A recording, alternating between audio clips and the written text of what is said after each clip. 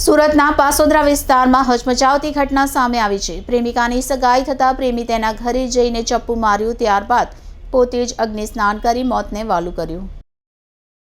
સુરતના પાસોદરા વિસ્તારમાં આજે એક હચમચાવતી ઘટના બની હતી। એક યુવક પોતાની પ્રેમિકાના ઘરે ધસી ગયો હતો, ત્યારબાદ પ્રેમિકાને ચપ્પુ માર્યું હતું, ત્યારબાદ પોતે અગ્નિ સ્નાન કરી લીધું હતું। અગ્નિ સ્નાનના કારણે પ્રેમીનું મોત નીપજ્યું છે। હાલ તો આ યુવકના મૃતદેહને પોસ્ટમોર્ટમ અર્થે સ્મીમેર ખસેડવામાં આવ્યો છે, જ્યારે પ્રેમિકા યુવતીને ઈજા પહોંચતા સ્મીમેર હોસ્પિટલ ખાતે સારવાર માટે ખસેડાઈ છે। બનાવ અંગે સરથાણા પોલીસે વધુ કાર્યવાહી હાથ ધરી છે।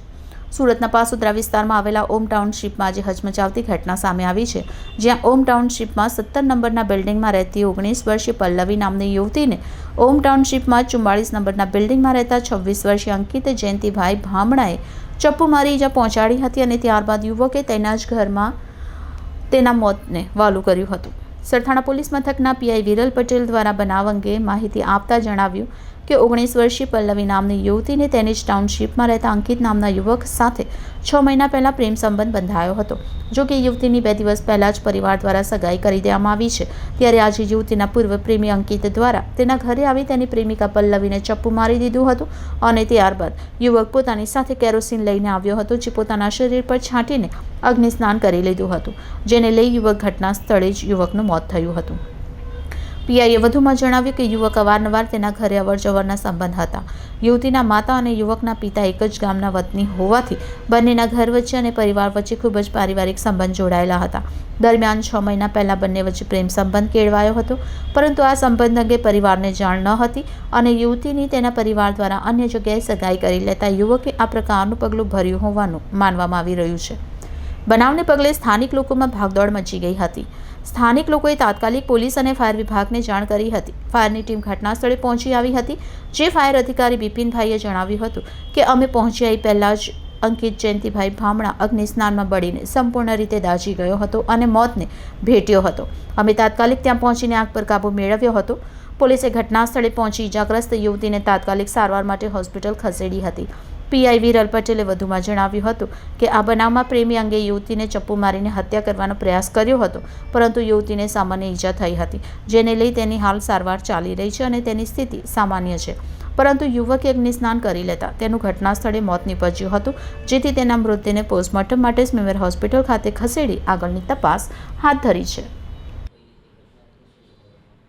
સુરત શહેરના સરથાણા પોલીસ સ્ટેશન વિસ્તારના પાસોદરા ગામે ઓમ ટાઉનશીપમાં એક યુવતીને એક યુવક સાથે 6-1 માસ પહેલાં પ્રેમ સંબંધ હતો અને એ બાબતે એના પરિવારને ખબર પડી જતાં સંબંધ બંધ કરી દીધો, કાપી નાખેલો।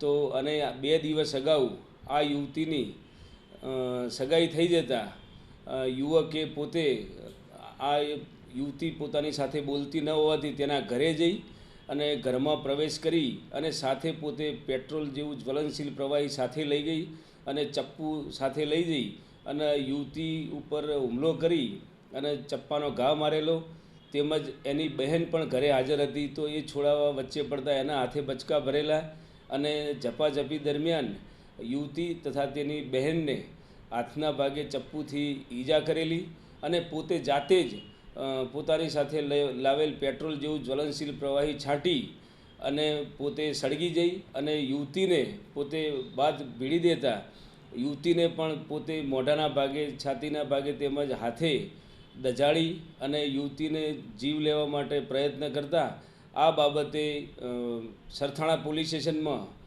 હત્યાની કોશિશનો તેમજ ઘરમાં અપ્રવેશ બાબતે અને હુમલો કરવા બાબતેનો ગુનો નોંધવામાં આવેલો છે।